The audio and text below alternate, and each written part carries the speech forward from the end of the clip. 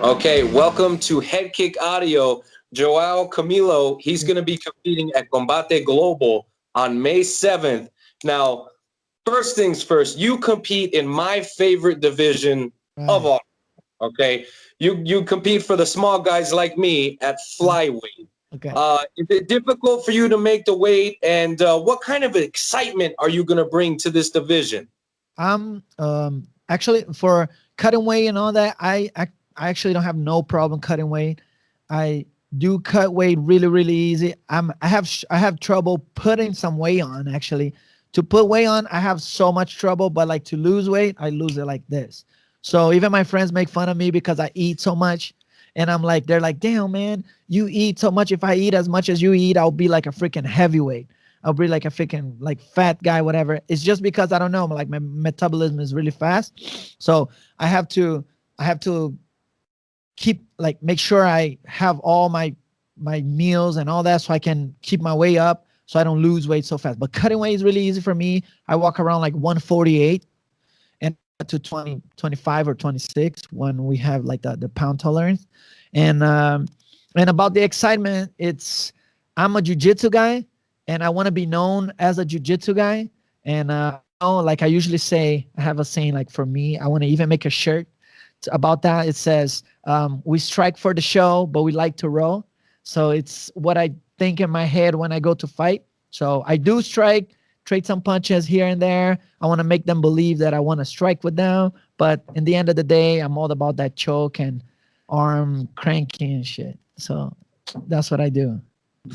Awesome, man. A lot of people, they don't like when the fights go to the ground, but what they don't understand is, when you get two guys that are really good, Uh-huh. it, oh, man, that's probably one of my favorite things to watch in MMA when you get two guys that are really good on the ground. Yeah. So let's talk about the opponent. I don't have any notes on the opponent. So who are you fighting and what do they do well that we need to keep an eye on? Okay. I'm fighting. His name is Ivan Lopez. He's Mexican guy. For what I know, he's 14-4. He's a really good guy, and he's solid. And he was supposed to fight for the belt last year. He was going to fight for the belt for the Combate Americas, Combate Global belt. And because of COVID and all the situation, the fight got canceled. But he was going to fight for the belt last year, and they scheduled me to fight him, and he's a mainly a boxer, like a striker, and so I think it's gonna be a bad night for him. Okay, I mean, this is you're fighting the guy that was supposed to be fighting for the title. What does this win do for you here? Do you think the title's next? Yeah, hopefully, if I have a good performance, I'm willing to like I'm in good shape for this fight. So the fights that I lost, I'm 3-1 for Combate. So the only fight that I lost was the fight that I got with 10 days notice. The someone got injured and they asked for somebody, and I was like, I was training, but I was not in shape still for like a full camp. I had a couple weeks. I was, there's a difference between being in shape and being in fight shape. So I was not like super ready like I am now. I have enough time and I prepare my camp and I'm preparing specifically for this guy. So now it's different. And the fight that I lost, I had 10 days notice and I fought a really tough guy and I got hurt in the end of the first round. I actually took him down and dominated him, but I got hurt in my ribs and he didn't finish me. He won by split decision, but my ribs were fucking me up. So what happened is I lost by decision, but all the fights that I fought for Combate, fought tough guys and I won. And this is going to be another one. And I made the adjustments with my career that I'm not going to get short notice fights anymore unless it's like the UFC and something that I actually can't deny, something that I really been working on to get. But besides that, I'm going to make sure I have a full camp and I have that I'm ready properly to have a good performance because people only remember you for your last fight. You know what I'm saying? So I want to make sure that I go there, do the job, and have a good performance, and so I can keep moving on with my career. And the guy that is the champion now, his name is Chides, Edgar Chides, I actually know him. He came here. He's a good guy. You know, we trained before. He came to UKF gym. We trained before, and if it is, I hope I get the belt summer after this performance, because I'm trying to make it quick.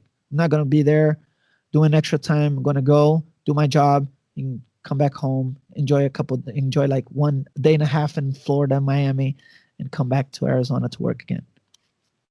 Okay, and you brought up your gym. Now, I know there's a bunch of killers in your gym, and you also brought up, taking that fight on 10 days notice. If you look up and down your record, man, it's nothing but tough fights all around. So we know that you don't take easy fights, which, Jason doesn't, if he's got anything to say about it, you Yeah. know, but, it really says something about the type of fighter you are. And in the gym, right, when you guys are training, who are you training closely with, specifically for this camp? So we cross training with the gym called MMA Lab.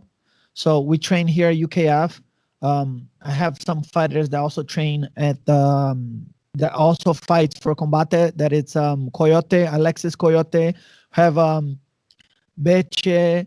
So and also Javier, that is fighting for Combate the same day I am. He's Colombian. And so we have some fighters, but we also cross training with MMA Lab. So we train with UFC caliber fighters.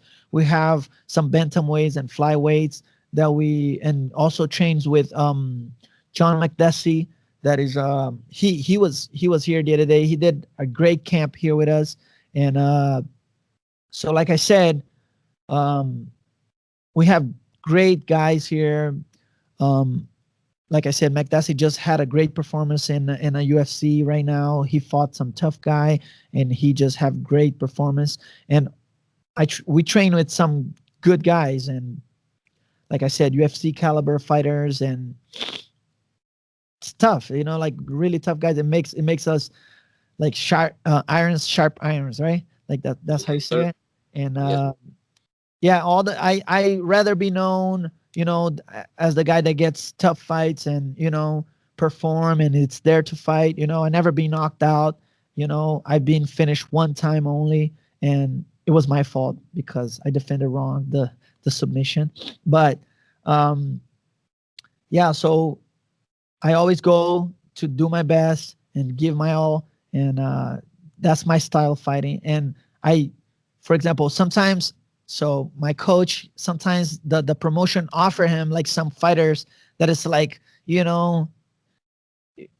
how do you say, like, they're just starting or whatever. They come in with a negative record, and I'm like, no, man, I don't want to fight this guy. I want to fight some tough guys. I want to fight someone that's going to add to my career. So I want to be known as that guy, So I actually think that I perform better when I know I'm fighting a super tough guy, because I'm kind of like got that tip on my shoulder. I kind of got that like pressure on myself to work harder and make sure that I'm ready to go. So yeah.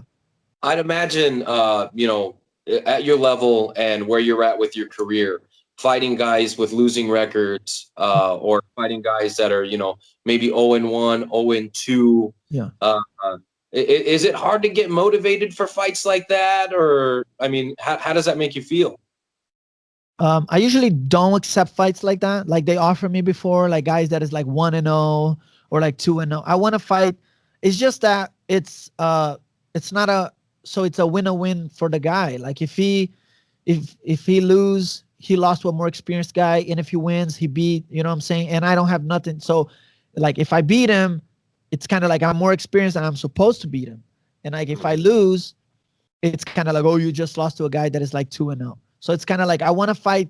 I rather fight some experienced, tough guys, and then fight like that. So I want challenge, So I made a lot of sacrifices to be here. Like I fought some tough guys back in Brazil. Like, even like we talk about this here all the time. That's the reason I came back to US, and to work on my career and make sure I have good opportunities here. And so yeah. So I rather fight tough guys than. Absolutely. And where from Brazil are you originally from? I'm from Goiás. It's a state in a center of Brazil. So Brasilia, that is the capital. It's inside my state. So if you know Brasilia, that is the capital. The capital. It's like inside my state. So I live. Where I'm from in Brazil, it's very similar here to Arizona. So that's why I think like I adapted really well here, because it's kind of like the big city, like Phoenix, and then kind of like small towns around, like, and kind of like a little country, like a lot of trucks and things like that, farm, kind of like ranch. And so where I'm from, it's very similar to Arizona here. So I think, except for the summer, that is freaking fire here like hell, except for that detail, it's very similar to where I'm from in Brazil. Okay, and your English is phenomenal. I grew up here though. I forgot to mention that. So Okay. I moved to US. I was 10. So I came. My mom used to live in Manhattan. We used to live in New York, and um, I first moved here. I was in New York. I was 10, and then my mom went back to Brazil, and I moved to New Jersey to live with my godmother. And I lived in New Jersey with my godmother, and I stayed there. I did high school here and did everything, and I finished high school. When I finished, I was like 17 because I'm born in July. So I finished high school, and then my mom was sick. She was in Brazil, and she was having like some emotional problems. And every time I call her, she was like, "Oh, I'm gonna die, and I'm not gonna see you," all that. So, and then I was like very emotional about it, and I was like, I gotta go back to Brazil, take care of my mom. And in 2009, I went back to Brazil, and I stayed there for 9 years. So with that time, I mean, like, I think everything goes for a reason, because that's when I start training and thinking about. I always did martial arts ever since I was 6. I did karate, capoeira, I did boxing. So when I went back to Brazil, at this time, that's when I started training jujitsu, and I thought about. I always liked fighting and MMA and all that, but I started to thinking as a career, as like, oh, I wanted to do this, and I wanted to be a professional and like provide for my family by doing what I love. So that's when I kind of like understood that I could do that as a career, and I could, you know. So then I decided to, follow my dreams. And with this 9 years that I was in Brazil, I was very comfortable. I used to work for the government. So in Brazil, it's a big deal if you can like speak more than one language. And I speak English, Spanish, and Portuguese. So it's like really good for me to find good jobs there. And I was making good money. But like I spoke with my mom, I wasn't happy. You know, I wanted to follow my dreams. I wanted to do what make me happy, and I wanted to be a fighter. And I told me and my dad got to a lot of argument about that. My dad is like old school Latino dad. You know how it is, like very hardworking. Everything you get, it's like by work. Nobody gives you shit. So you know how it is. And my dad was like, you need to work. And I was like, Dad, but it's my dream. And my dad told me, dreams won't pay your bills. Dreams won't fill your belly. If you have a dream and you go to the grocery store and they let you pay with your dream, and then I'll agree with you. So like my dad was very like rough with me about that. And when I quit my job, I used to work at this 5-star hotel, and I was making like good money and all that. When I quit my job, I was like, I spoke with my mom, and my mom was like, just follow your heart. Just do what you love and do what makes you happy. And it's better regret you trying to do it and not being able, like, you fail, than never trying. I think it would be a loss, like, when you're older and you're like, oh, I never tried. What if I tried? So like, it's better try and fail than never try. So I heard my mom, and I follow my dreams, and I quit my job, and I start training, and I did 4 fights in Brazil, and I did actually 8 fights in Brazil. I did 4 amateur, and I did 4 pro, and I was 3-1 when I moved here. And the only fight that I lost is because my dad was there, and I was over aggressive, and I was like, I wanted to prove to him that I could be a fighter, and I was like smashing this guy's face. I took him down, and I was smacked. You can watch the fight. I was like hitting him and like really like over aggressive, and I got caught in a triangle. And instead of worrying about defend the triangle, that is the right thing that I should have done, I kept punching him and punching him and punching him really aggressive. I wanted to like fuck him up. And then I just got choked out unconscious. So that's the only fight I lost in Brazil. I have some knockouts and submissions there. And I just wanted to follow my dreams. And and when I was in Brazil, my last fight in Brazil, I made $30. So I was fighting some really tough guys for no money and no exposure. So it's like there's small shows. I was fighting some motherfuckers for no money and no exposure.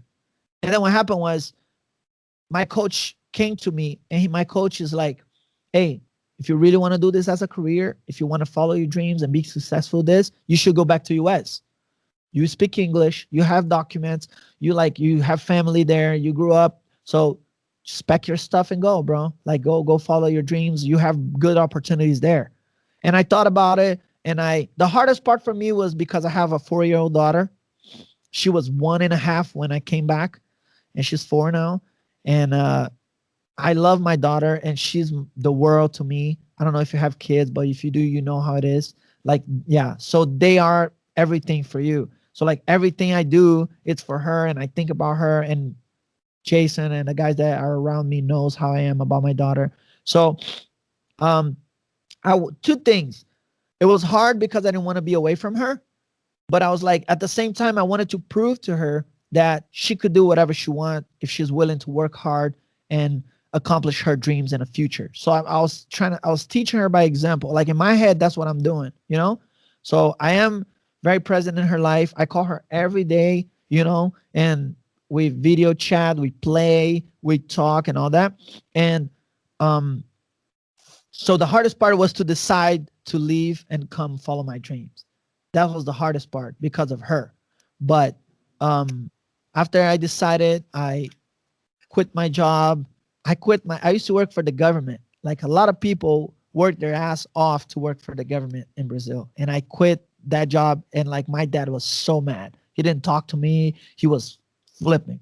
So, but I'm happy because now he understands. He came here last year and he see that I'm doing well, that I'm following my dreams, and I'm happy, and I'm, you know, slowly working towards my goal. And I have good family, good friends here, good people with me, you know, like Jason, Javier, like all the team here. So I have people that care about me, that's trying to like see me succeed in life. So that makes me happy and makes my dad happy too. Like now he understands. He's like, okay, you know, now I see what you're talking about. In the beginning, he didn't understand. He thought I was crazy and I was just being like irresponsible, you know, but now he sees, and I'm happy. I'm happy because, you know, I'm following my dreams and I'm doing what I want, and I'm doing what I love. And like I said, I'm setting in the future, I'm going to show my daughter that she can do whatever she wants if she's willing to work hard and make the sacrifices to it, you know? So yeah, it's a little bit about it. No, I mean, I love the story, and I love the fact that you're following your dreams. Now Pops understands. He gets it. Yeah. You know, sometimes, you know, parents, they can't believe like we believe. You got to show them. Yeah, exactly. They're better visual learners than, you know, audio. Yeah. So for sure. I mean, I'm glad you made the decision for yourself. Uh-huh. You know, especially this is a very, very, very selfish sport. I know. You literally drop your entire life for this, and you have a small window of opportunity. You only have, you know, 10 to 15 years, and that's if, you know, you don't take a lot of damage. Yeah, you know, have injury and all that. Yeah, it's true. You know, so I mean, it's a tough thing that you got to do, but I mean, if this is what you want to do, and obviously, I mean, you're pretty damn good, 6-4, all tough fights. I mean, this is something that you're working towards your goal. And what is the goal? While we're on the subject, is the goal the UFC? Is the goal, you know, just a major organization? Is the goal just stacking paper? What is your long-term goal? So let's start with the short-term goal. Like my short-term goal right now is to just like be able to focus only on training and fighting.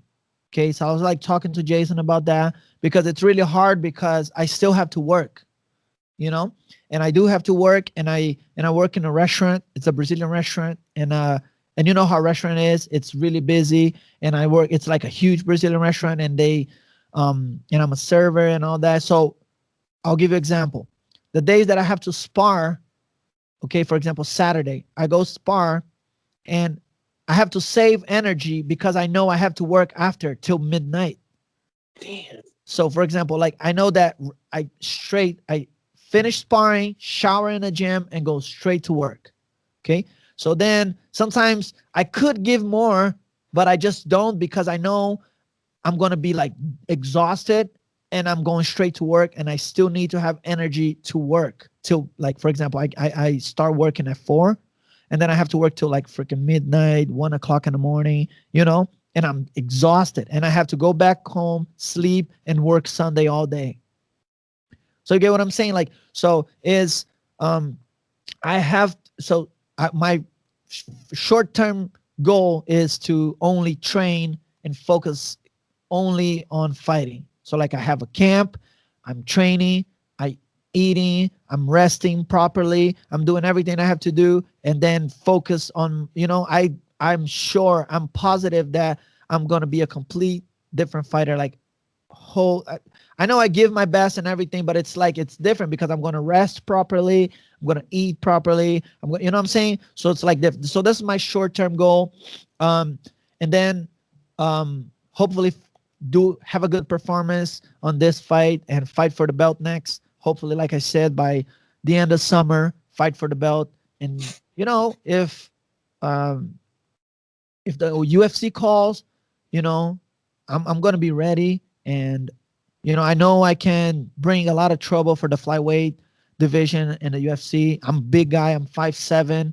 And so usually like the flyweights are like 5'2", 5'4". They're like smaller. I have a lot of reach. I'm big for the division. And there's not a lot of high-level jiu-jitsu guys like that that's like a threat. So I want to add this game. It's like, if the opportunity shows itself, I'll be ready. But I want to, I want to focus on this, like focus mainly on training and fighting, and fight for the belt. And if the opportunity shows, I'll be ready.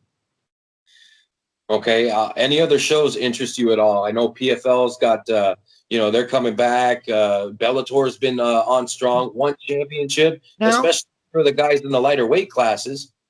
Nowadays, I mean, like, the UFC is great. There's a lot of eyes on the UFC. There's all like, but I also think that so my goal, my long-term, so my goal is just to do what I love. Like when I first started, I wanted to do what I love and like provide for my family, have a decent life, have good opportunities for my daughter, for myself, and for my, for my family, and make sure that I do that and be happy. You know what I'm saying? Like that's something that makes me happy. I don't want to wake up and go to a work that I feel miserable and I'm sad and I'm like, I hate this shit. And I'm like, you know what I'm saying? I want to do what I love.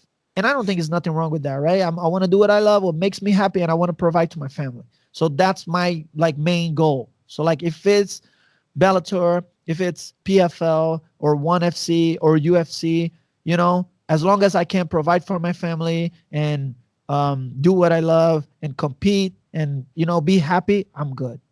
That's what I think. You're my fucking guy, man. Yeah. You are my fucking guy. I love it. Hey, man wants to provide for his family. Yeah. The 9 to 5 or, having to work while you're chasing your dreams, it does suck. Trust me, that's why I was going like this, because that's what I'm doing. You know what I mean? So definitely I respect the hustle, and it's not easy. Especially, it's different, for me. Yeah, I'm sitting here, just doing interviews, commentating. Yeah. I don't get in there anymore. I don't have to go and spar, 25 minutes or, a day and a half of, cardio and then go to work. I just have to go to work and then, do my stuff. Yeah. So it's a lot different for fighters. And I wish more people knew, they know, but like they don't know, you know what I mean? They should be interested, right? So like I think like I was talking to Jason about that. Like, there's like there's a lot of people that So that's why it's good to have like skill set management and people that is like that cares about us, because they know what we go through. You know what I'm saying? So like they know where we go. They know the sacrifices that we go through. Like we talk, like they're my management, but they also my friends. Like I know they know my personal life, and like so it's like it's hard because like I said, sometimes I wish I could give it all and just like be like fuck it, now I'm going home and shower and sleep and rest.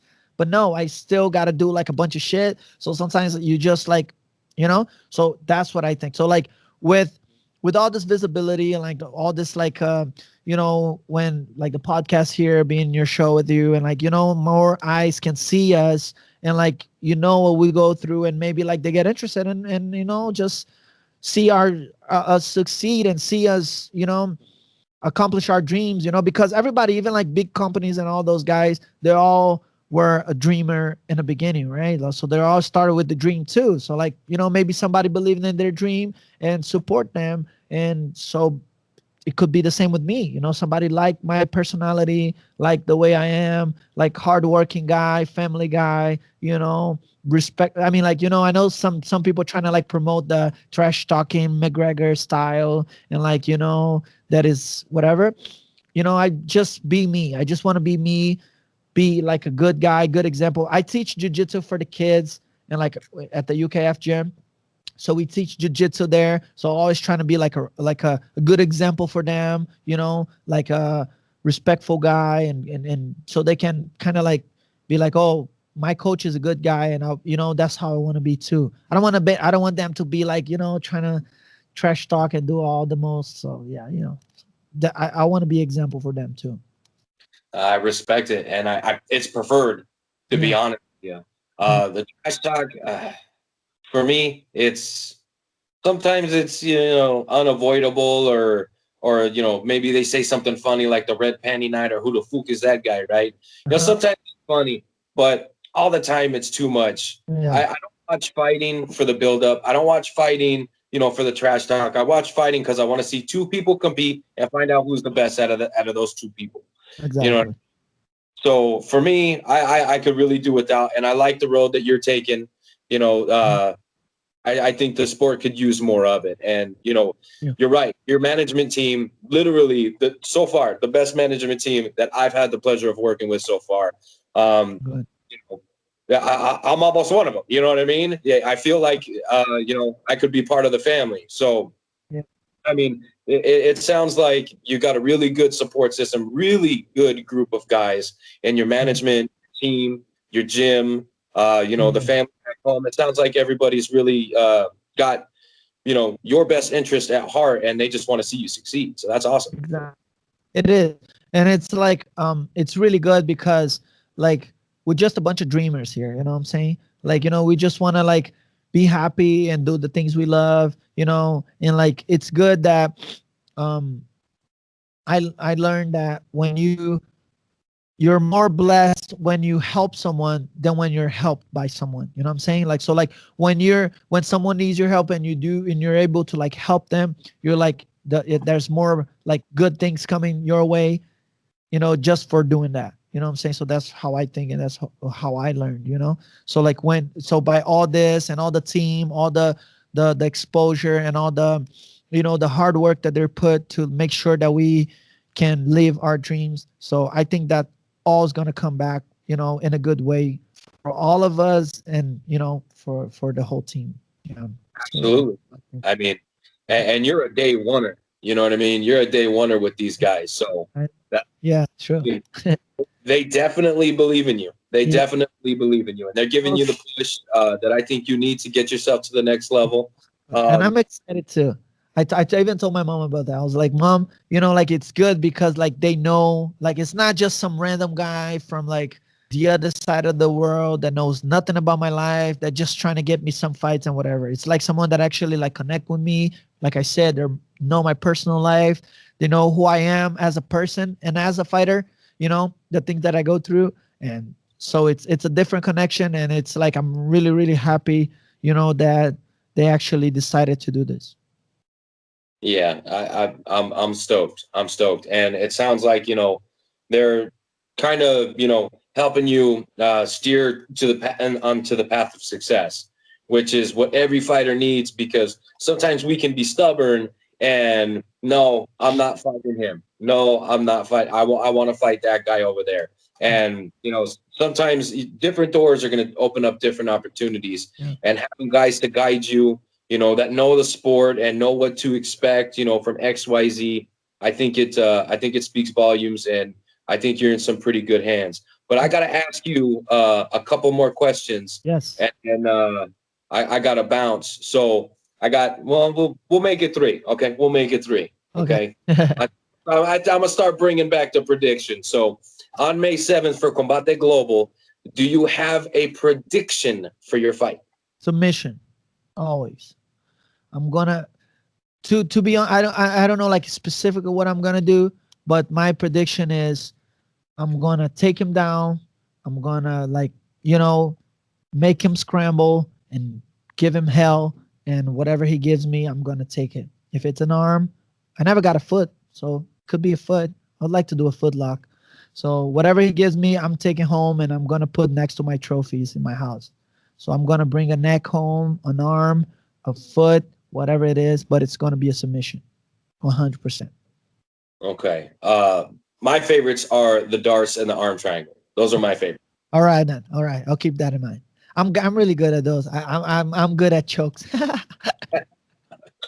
Okay, and then if you could let my viewers that are watching this, know how to follow you on social media. Yeah, I have Instagram. It's JACN.MMA. So it's my Instagram, and I also if Facebook I have Joao Camilo, JOAO Camilo, and that's my social media. Okay, and then the last thing I got for you before I let you go, well, the second to last thing I should say. After you get your hand raised via submission, we're predicting a submission. Oh yes, we're thinking Darce arm triangle, somewhere in that realm, right? That's what we're thinking. But after you get your hand raised, what is going to be your post-fight victory meal?